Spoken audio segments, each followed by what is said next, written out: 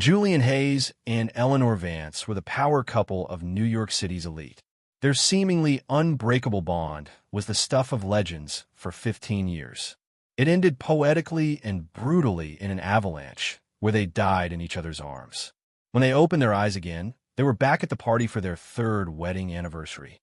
And the first thing they did, in perfect, unspoken agreement, was call their lawyers. "I need you to draw up divorce papers." Immediately, the air in the lavish private lounge was thick with tension. "He gets 30% of my shares in the company, the penthouse overlooking the Hudson, and half of my overseas trust fund."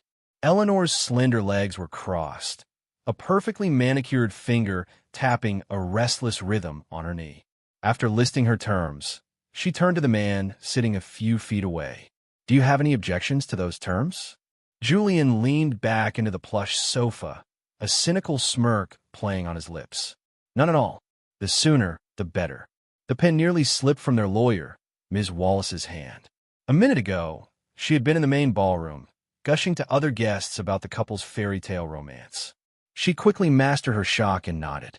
"Of course, I'll get right on it." "Good. Divorce is a serious matter. This needs to be kept completely confidential," Eleanor instructed. After Ms. Wallace left, Julian offered Eleanor a faint smile. "Congratulations, Eleanor. In this life, you finally get to fix your biggest regret. You can go back to your childhood, sweetheart." Eleanor shot him a complicated look, her red lips pressed into a thin line. She said nothing, simply standing up and walking out as her elegant figure disappeared behind the door. Julian's smile slowly vanished. He curled his fist, the indentations of his nails still white against his palm, and pushed himself off the sofa. Stepping back into the ballroom, he was hit by a wave of champagne-scented laughter and chatter. Eleanor and Julian's wedding was the event of a decade. It shook all of New York high society. "I heard the floral arrangements alone cost 8 figures. She hasn't been seen with another man in all these years." The last time Julian mentioned he wanted to see snow, she canceled all her meetings and flew him to the Alps on her private jet to build a snowman. "Did you see the limited edition watch on his wrist? It sold at auction a few days ago for $3 million. I was wondering who the big spender was. Turns out it was Eleanor buying a little something to keep her husband happy." Julian's gaze cut through the crowd, landing on Eleanor, the radiant center of everyone's attention. She was tall and poised, her deep green velvet gown making her skin look as white as snow, emanating an aura that kept everyone at a polite distance. The compliments he overheard were like tiny needles pricking at his heart. Julian had been an orphan living on the streets until the Vance family sponsored his education. After graduating, he joined Vance Industries, working his way up from an intern to Eleanor's executive assistant. Then the company had gone bankrupt. The rats fled the sinking ship, but he, after seeing the exhaustion and despair in her eyes, had stayed. He was the only one who stayed, helping her rebuild her empire from the ashes step by step. During those countless nights, they worked side by side. Something more than professional respect had blossomed between them. After one particularly grueling all-nighter, the world had gone black and he'd collapsed. When he woke up, Eleanor was by his hospital bed, her face pale and drawn, dark circles under her eyes. Her eyes were red-rimmed as she gripped his hand and said, her voice heavy with emotion, "Julian, let's be together. Once I get through this crisis, I swear I will never let you down." And she had kept her word. She gave him a magnificent wedding, making him the enviable Mr. Vance in the eyes of the world. Everyone said that Eleanor Vance, as cold and untouchable as a mountain peak, had fallen for a common orphan named Julian Hayes. Julian, too, had believed his life was perfect and complete. For 15 years of marriage, Eleanor had cherished him. Even in the avalanche, her last instinct had been to shield him with her own body. But as she lay dying, the name she had whispered was not his. "Caleb, I'm so sorry. My biggest regret is not keeping you and your daughter safe. If there's a next life, I'll protect you both no matter the cost." Julian's body was already frozen, but his heart had turned colder. Caleb Reed, Eleanor's childhood sweetheart, was the one who had abandoned her when she went bankrupt to marry into a wealthy European family. In their previous life, on the night of their third anniversary party, Caleb had shown up at their door holding his young daughter, his face streaked with tears. "Eleanor," he'd sobbed, "you always said if I was ever in trouble, I could come back to you. My wife is dead. She left me nothing. My family is bankrupt.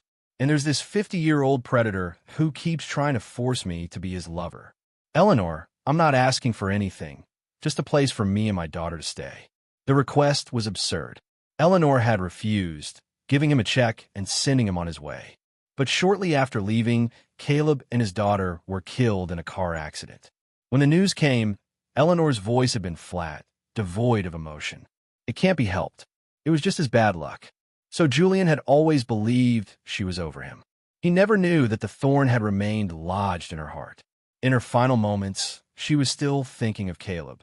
When she was bankrupt and alone, it was Julian who had stayed up with her in a cramped, stuffy office. It was Julian who had taken countless drinks for her when investors tried to harass her, landing himself in the hospital with a bleeding ulcer. It was Julian who had taken a knife for her when a business rival sought revenge, nearly dying in the process. And in the end, her entire life had been a monument to the man who left her when she needed him most. 15 years Julian thought were built on mutual love had been nothing but a lie. Since that was the case in this life, he would let go. He would let the two childhood sweethearts have their happy ending. Pulling himself from his thoughts, Julian went to the restroom. After making sure he was alone, he dialed a number. "Hello, is this the Phoenix Group? My name is Julian Hayes. I'd like to formally hire you to find my birth parents." There was a pause on the other end. "Mr. Hayes, you finally decided. Last time we spoke, you were still hesitant." "Yes, I've decided." Julian gripped the phone, his voice firm. "I was found on the street when I was 5. All I had was a silver locket with the letter M engraved on it. Whether you can find them or not, I have to try. I'll send you a picture of the locket now." "Thank you." "Don't worry, Mr. Hayes. We'll do everything we can." Hanging up, a genuine warmth finally filled Julian's eyes.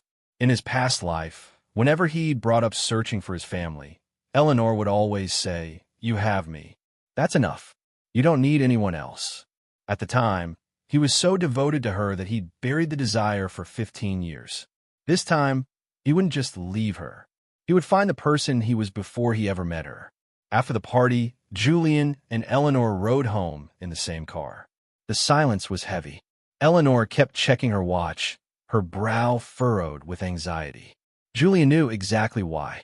In their past life, it was at 10 o'clock tonight that Caleb Reed had shown up with his daughter. The hands of her Philippe watch had just ticked past 9 when Eleanor couldn't wait any longer. She told the driver to pull over and looked at Julian, hesitating. Julian understood. She wanted to go to the airport to pick Caleb up herself. He opened the car door without a word. "You have something to do. Go ahead. I'll get number home." Eleanor gave him a grateful look before telling the driver to hurry. The Rolls-Royce sped away. Julian opened his Uber app, but no cars were available. Gritting his teeth, he started walking briskly toward a taxi, stand a mile away, his tall figure casting a long, lonely shadow under the dim street lights. It took him a long time to finally hail a cab back to their mansion. As he walked in, he saw Eleanor graciously giving a tour to a man and a little girl. Her voice was gentle. "Caleb, it's not easy for you to raise a child alone. You can stay here from now on." "Thank you, Eleanor." Caleb beamed, then turned and saw Julian, a flicker of awkwardness on his face. "You must be Julian. I hope we're not intruding." Eleanor looked up, her gaze sweeping over him indifferently. Julian swallowed the bitterness rising in his throat and offered Caleb a strange smile. "Don't worry, it won't be an intrusion for long." Caleb paused, glancing uncertainly at Eleanor. She frowned but said nothing, just shot Julian a quick look before telling the butler to prepare rooms for Caleb and his daughter. Julian went straight to the master bedroom and started packing a suitcase. When Eleanor returned from settling Caleb in, she saw what he was doing but didn't say a word, just watching him quietly. It was only when Julian picked up his large, sharp plushie to pack that she suddenly reached out and grabbed his arm. "Julian, you don't have to move out so quickly. He looked at her confused. Eleanor seemed uncomfortable under his gaze, her jaw tightening. I mean, we just had our anniversary party. If you move out tonight and the paparazzi get a picture, what will people think? It will affect Vance Industries' image, our stock price. Fine, Julian said, his brow furrowed. Understand? I won't move out for now. Eleanor's expression softened. She was about to take the suitcase from him when Caleb's voice drifted from the doorway. Eleanor, is Julian leaving because of me? They both turned. Caleb was standing barefoot on the hardwood floor, dressed in simple pajamas, his eyes red. He met Julian's gaze and immediately bowed his head. Julian, I'm so sorry. I didn't mean to cause problems between you two.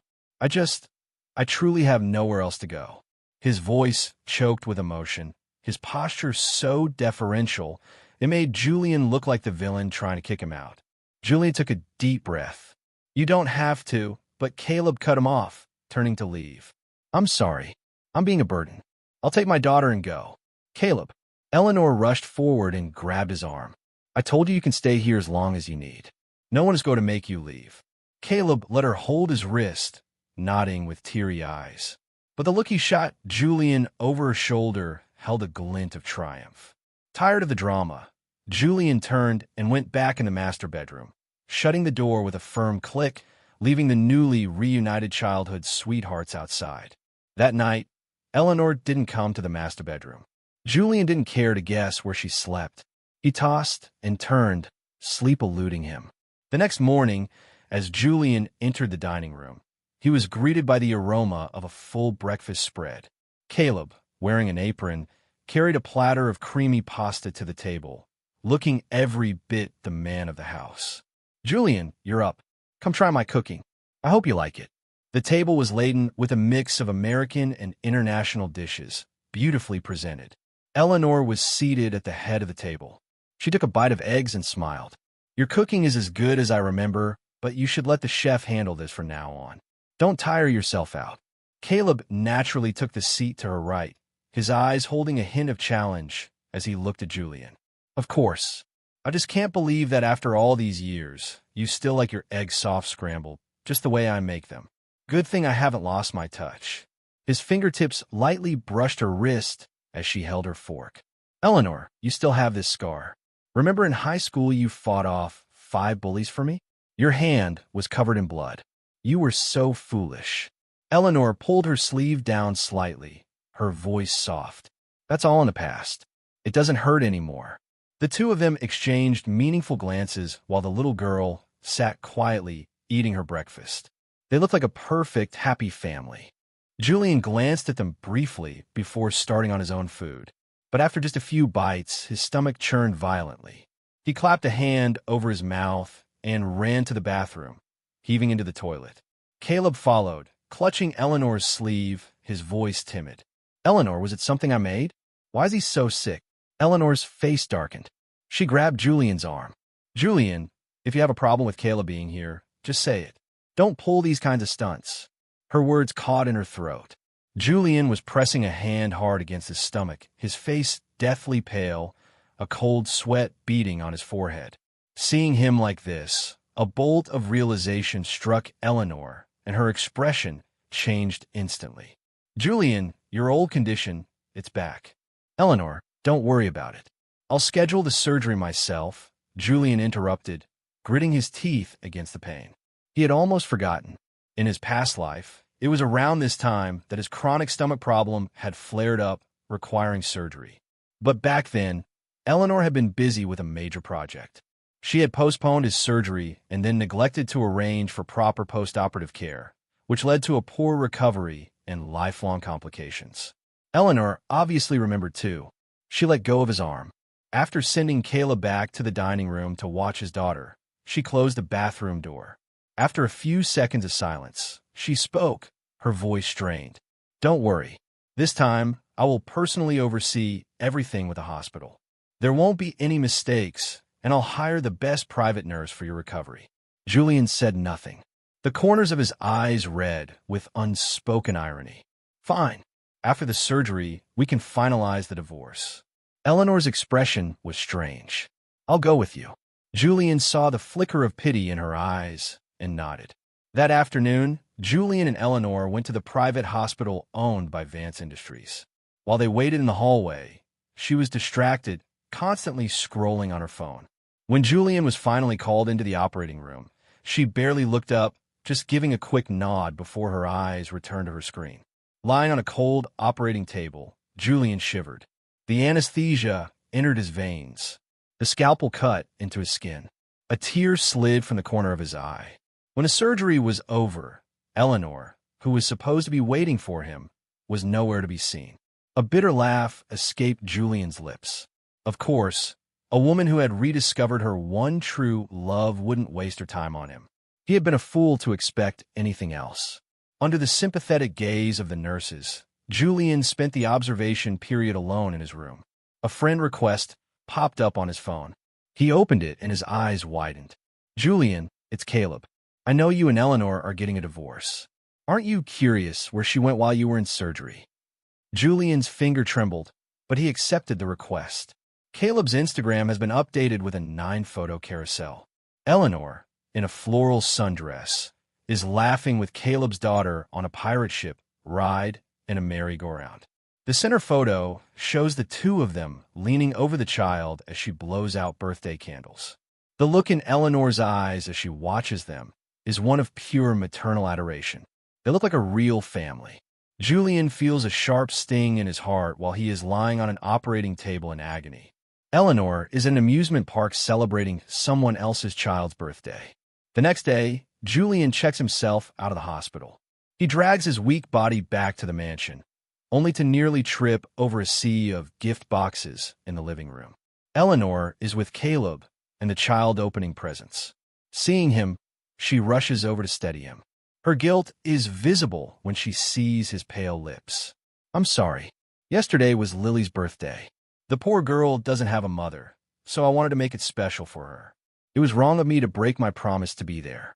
Name your price. Whatever you want as compensation." Julian glances at Caleb's resentful face and pushes her hand away. "I don't need anything. I just want to rest." He walks through the minefield of presents toward the master bedroom. Eleanor turns to the butler. "Mr. Peterson, have the kitchen make a bowl of chicken noodle soup and bring it to the master bedroom." An hour later, there's a knock on the door. Caleb enters, leading his daughter by the hand and carrying a tray with the soup. "Julian, you should eat this while it's hot. It's good for your recovery." Julian sits up, his face impassive. As he reaches for the bowl, Caleb's expression twists into a vicious snarl. "Julian, you're nothing but a beggar who survives on the Vance family's charity. Why do you have to be Eleanor's husband? You're about to be divorced, but you're still leeching off her. You think you deserve this soup? Since you have no shame, don't blame me for what happens next." With that, he tips his hand, and the entire bowl of steaming hot soup splashes on his own 4-year-old daughter. "Wah!" The child's scream echoes through the mansion. Julian freezes. He can't believe Caleb would be so cruel as to use his own child. Eleanor rushes in at the sound. She sees Caleb holding the crying child, his eyes red with anguish. "Julian," he chokes out, "if you don't want to see her, just say so. You don't have to take it out on a child." Eleanor sees the little girl's red, scalded hand and immediately tells Mr. Peterson to take her to the hospital after Caleb leaves sobbing. Only the two of them remain.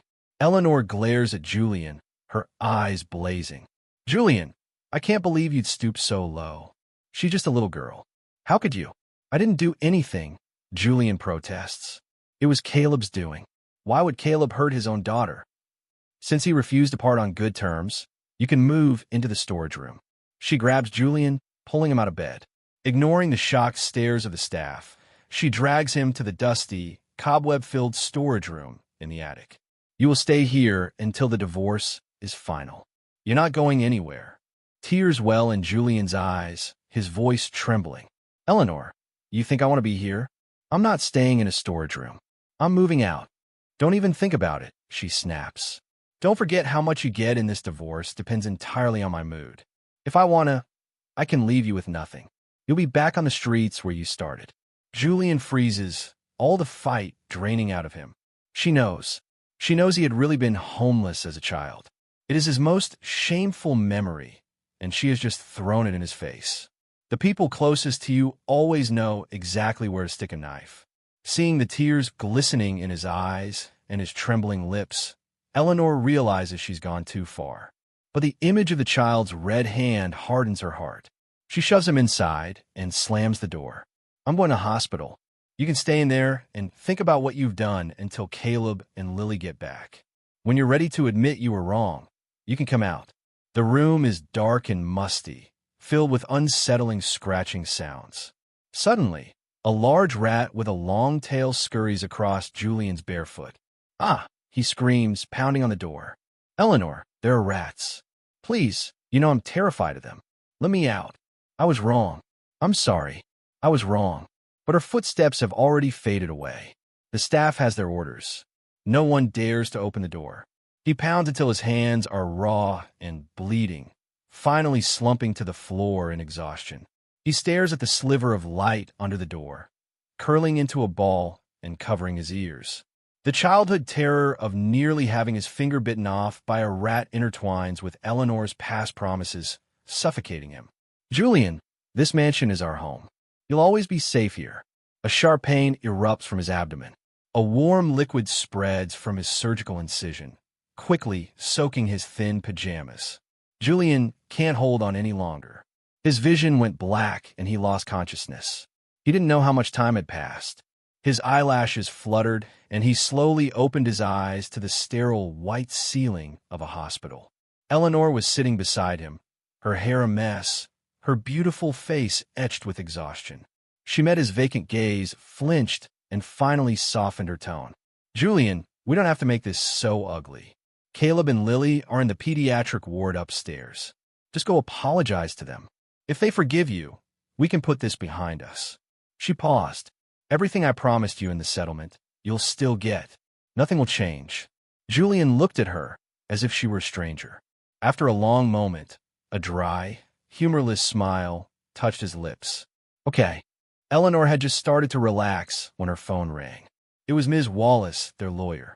Ms. Vance, the divorce agreement is ready as per your instructions. When will be a convenient time for you and Mr. Hayes to sign? Julian's eyes lit up when he heard the voice from the phone. Ms. Wallace, right now.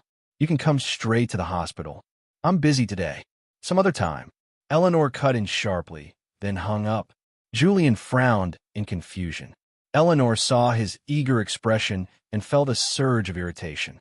She was the one who wanted the divorce most, wasn't she? So, why did his happiness bother her so much? The more she thought about it, the more annoyed she became. You haven't apologized yet, she said, her teeth clenched. Until this is resolved, we're not signing anything. Julia nodded, then took her phone and called the mansion.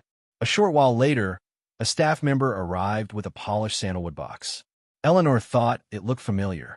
Her face fell when Julian walked into the pediatric ward and opened the box for Caleb. Mr. Reed, I didn't get Lily anything for her birthday. Please accept this. I hope it's not too much. Inside the box lay a gleaming vintage gold watch. Caleb's eyes widened, but he feigned modesty. Julian, this is far too valuable. Take it, Julian said, his voice flat. It's a family heirloom. It was meant for my future child. At that, Caleb was speechless. Eleanor snatched the box, dragged Julian back to his room, and slammed the door. Julian, what are you playing at now? She demanded, her face dark. You wanted me to apologize, didn't you? Julian asked, genuinely bewildered. Why are you so angry? Eleanor's face grew even darker. Just get some rest, she finally managed. We'll talk about this later. She gave the box to the staff member to take back and stormed out of the room. 3 days later, Julian was discharged. Eleanor insisted on driving him, but when she opened the door of the Rolls-Royce, her family of 3 was already in the back seat. Without a word, he got in the front passenger seat. The entire ride, Eleanor was busy laughing and playing with the child, the atmosphere warm and domestic. In the front, the driver kept sneaking nervous glances at Julian's expressionless face, not daring to breathe too loudly. When they got back to the mansion, Ms. Wallace was already waiting with her briefcase. Seeing Eleanor's displeasure, Julian spoke up. I asked her to come. Caleb tactfully took the child and disappeared into a room. The divorce agreement was laid out on the coffee table, 2 copies. Without a moment's hesitation, Julian signed his name. Beside him, Eleanor stared at his moving pen, unmoving. Only when Julian pushed the signed document in front of her and tapped the paper did she snap out of her trance. She grabbed a pen and quickly signed her name. Ms. Wallace let out a sigh of relief. The agreement is signed. After the 1-month cooling-off period, you can both receive your official divorce decree. A genuine smile finally appeared on Julian's face. Thank you for your help, Ms. Wallace. After seeing the lawyer out, Julian immediately started packing. Eleanor leaned against the door frame, her arms crossed, her tone condescending. What are you doing now? Until you have that decree in your hand, you'd better behave. Don't cause any trouble for me or the Vance family. Julian didn't even look up. Don't worry, I won't. I just can't stand the sight of your happy little family. It's better for me to move out and not have to see it. The words hit their mark. Eleanor was speechless for a moment, swallowing hard, but she didn't argue. Julian packed quickly. The closet was half empty. The matching silk pajamas, now just a lone set for her. The vanity was cleared. Not even a bottle of aftershave left behind. The sharp plush toy he had hugged for 3 years was stuffed into a box. Watching the room empty out, Eleanor felt a hollow ache in her chest, as if a part of her was being carved out. Julian sealed the last box, then took the ring off his finger and placed it gently on the vanity. His voice was devoid of emotion. I'll leave the ring here. Eleanor stared at the ring, then turned and walked away, her steps so fast it was as if she were fleeing. Do what you want, she threw over her shoulder. Julian was sitting on the sofa, checking his moving list when his phone rang. It was the private investigator. Mr. Hayes, we found your family. They're living abroad. It turns out you were lost in an accident years ago. Once we confirm the relationship with a DNA test, they'll send someone to bring you home. Julian's eyes lit up, the hand holding the phone trembling. Really? That's wonderful. Thank you. Thank you so much. Suddenly, Eleanor's tense voice came from behind him. Julian, where are you going? Who's coming to get you? Julian turned and saw her staring at him, her eyes searching his face. He ended the call, his voice calm. It's nothing, just coordinating with the moving company. Eleanor frowned, but didn't press him. A vague unease settled over her, a feeling that something was slipping from her control. But then she thought, Julian has no one. Even after the divorce, where could he possibly go? She walked over to him, her voice softer. If you ever need anything, you can always come to me. We had 15 years together. Even if we're not husband and wife, we can still be family. She paused. Just don't go too far. The penthouse on the Hudson is a perfect distance. Julian didn't respond, just gave a slight nod. After Eleanor left, he picked up his suitcases and walked out of the mansion he had called home for 15 years without a single look back. The penthouse was exquisitely decorated in a southern French style, with floor-to-ceiling windows overlooking the rushing river. Julian dropped his bags in a corner, walked to the window, and stretched, a real smile finally gracing his lips. He took out his phone and started searching for design schools abroad, then looked up flights to South America and Europe. He no longer had to revolve around Eleanor, no longer had to watch Caleb's pathetic act. He was about to be reunited with his family. He could study what he had always wanted to study, travel the world. His life was full of possibilities again. Lost in thought, a wave of exhaustion washed over him, and he fell asleep on the sofa. He didn't know how much time had passed before he was jolted awake by a thunderous pounding on the door. Julian stumbled to the door, rubbing his eyes. Before he could even see who it was, Eleanor grabbed him by the collar. A vein throbbed in her temple as she screamed, Julian, where did you hide, Lily? At the same time, a group of security guards stormed into the apartment, tearing it apart. Caleb, his eyes red and swollen, fell to his knees the moment he saw Julian, clutching his pants and sobbing. Julian, Lily is my whole life. Please, just give her back to me. I'll leave, Eleanor. I'll get out of your sight forever, he wailed, but his eyes darted around the living room at the Riverview, the Italian leather sofa, the expensive art on the walls, a flicker of greed in their depths. Julian frowned, shaking them off. I haven't seen your daughter. Don't accuse me of things I didn't do. You dare deny it?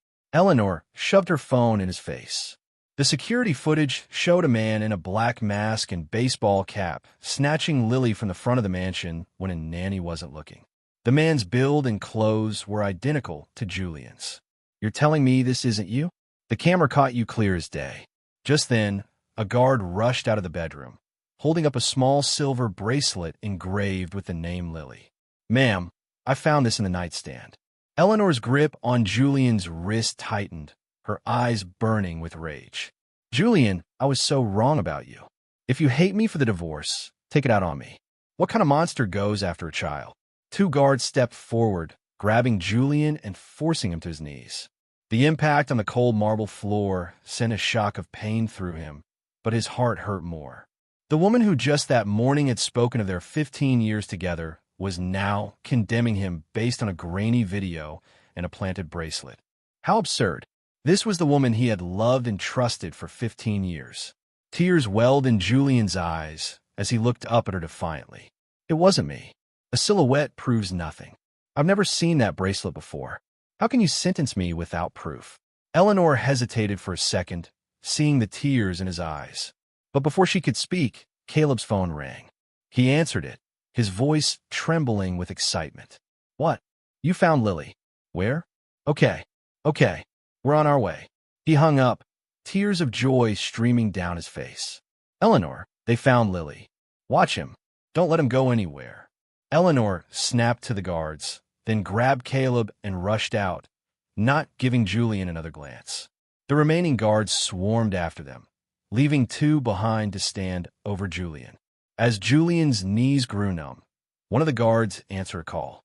After hanging up, he turned to his partner. Orders from above. Give him a lesson. Double bonus if we do a good job. A knot of dread tightened in Julian's stomach.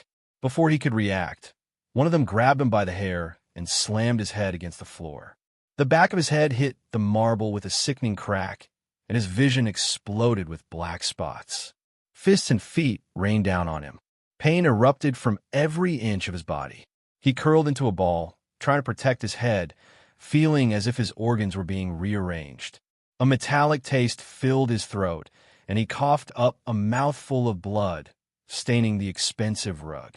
Through a haze of pain, Julian's phone, which had been left on the sofa, started ringing. A guard stopped, picked it up, and held it to his ear. Eleanor's voice, cold as ice, came through the speaker. Julian, we found a child in an abandoned garage 500 yards from the penthouse. She was locked in a cabinet. She nearly suffocated. She said it was you who took her. The words were like a bucket of ice water, freezing his heart. No, it wasn't me. Julian, children don't lie, Eleanor said, her voice filled with disappointment. When you agreed to the divorce so easily, I thought you actually understood. I thought you were willing to let go. I never imagined you were plotting something like this, using a child to get revenge. Julian, when did you become so cruel? His head was pressed to the floor by a heavy boot, tears mixing with blood on the cold marble. Eleanor, you have to believe me. It really wasn't me. She didn't believe him. Her tone turned to steel. Julian, you crossed the line. For the sake of our years together, I won't call the police. But the settlement we agreed on is void. All of it. Get out of the penthouse. Now. The call ended. The guard chuckled, grinding his shoe on Julian's hand. You heard her. Get out. Like a piece of trash, they dragged him and his suitcases to the curb and left him there. The sky opened up, and a torrential rain began to fall. The heavy drops felt like stones hitting his bruised body. He was in agony. Every movement was torture. With the last of his strength, he managed to flag down a taxi. At the hospital, only a young intern was available to give him basic first aid. I heard Ms. Vance's kid was brought in, the nurse chattered. All the senior staff were reassigned to that case. You should have seen her. She's usually so composed on TV, but she cried her eyes out over that child.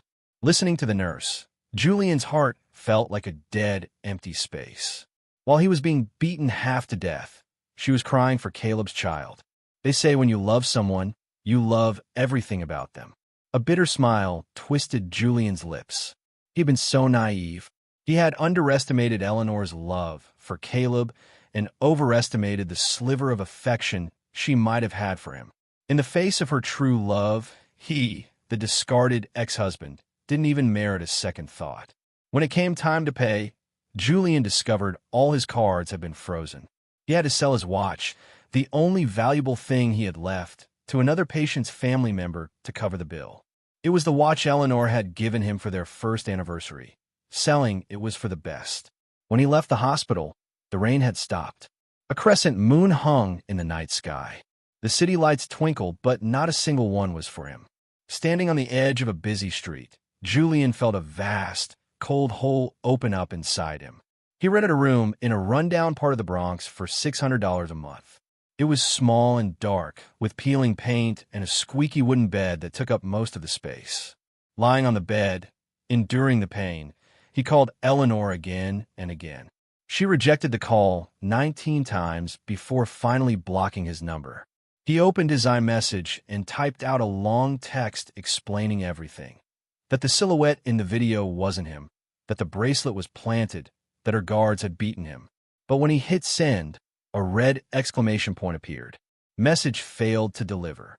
His finger froze on the screen. After a long moment, his arm fell limp at his side. He gave up.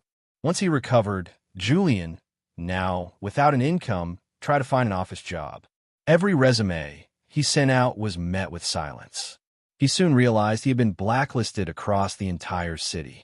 Standing under the blazing sun, clutching his resume, a chill ran down his spine. He had no choice but to take odd cash-in-hand jobs, handing out flyers, cleaning houses, working as a temporary package sorter at a warehouse. He did anything he could to survive. One evening, dragging his exhausted body back to his apartment, a handkerchief was suddenly pressed over his mouth and nose. He struggled for a moment, then everything went black. When he came to, the first thing he saw was a lavish crystal chandelier. The second was the bloated, leering face of an old woman. "Ah!" Julian screamed and tried to scramble away, but his body was weak. She yanked him back easily. "Shoo! Quiet now." The old woman wheezed, her cloudy eyes raking over him as she started to unbuckle his belt. That boy wasn't lying. Send me a real handsome one to take his place. I'm going to enjoy this. Julian struggled frantically, his voice shaking. "You can't touch me. Do you know who I am?" I know. Eleanor Vance's ex-husband. The woman sneered, tearing at his clothes. "Sweetheart, she's already thrown you away. Stop thinking about her. You stick with me, and I'll make sure you live like a king again." "Ouch!" The woman suddenly cried out, clutching her forehead as blood seeped through her fingers. "You bastard. You hit me. I'll kill you." Julian scrambled off the bed, dropping the blood-stained table lamp, and ran for the door. But as he opened it, he was met by several large bodyguards. He turned and fled to the window. See, it was only the second floor. He jumped. He went that way, split up. The footsteps faded into the distance. Julian huddled behind the wall of a large mansion, waiting until it was completely silent before daring to stand. He twisted his ankle in the fall, biting his lip against the pain. He started to limp away, but as he passed by a large picture window, he froze. Somehow, he had ended up back at the house he had shared with Eleanor. Dusk was settling, and warm yellow light spilled from the windows onto the manicured lawn. Inside, Eleanor, wearing a fluffy cartoon print sweater, was on the floor building a block tower with Lily. Caleb sat beside them, cutting paper stars, a gentle smile on his face. Julian's mind went blank. He looked at the living room, and his vision blurred. The Monet print he had personally hung was replaced with a pink cartoon mural. The elegant gray sofa he had chosen was now a bright yellow leather one. The display cabinet where he kept his small carved wooden sculptures had been dismantled to make way for a children's playpen. Every trace of him in this house had been erased, and the woman who had allowed it all was now holding Caleb's daughter's hand, smiling like a loving mother. The heart he thought was long dead ached with 1,000 tiny cuts. The warm, happy family life he had once dreamed of had come true.